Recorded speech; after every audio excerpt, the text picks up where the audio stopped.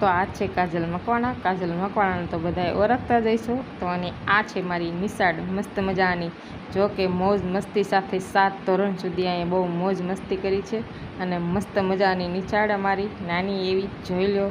તો અમારા ગડથ ગામની અમે પૂગી ગયા છે વેકેશન કરવા. તો મને એમ થયું કે તમને અમારું ગામ બતાવી દઉં મસ્ત મજાનું.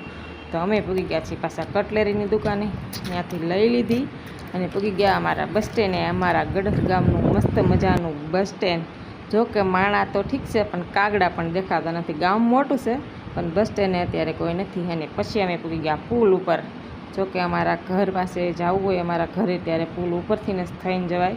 તો મસ્ત મજાનો અમારો આ પુલ છે અને ત્યાં નદી પણ છે. અને એ નદીમાં પાણી અત્યારે તો નથી, પાણી હોય ત્યારે અમે અહીંયા બહુ કપડાં ધોવા પણ આવી અને બહુ મોજ મસ્તી બહુ કરી.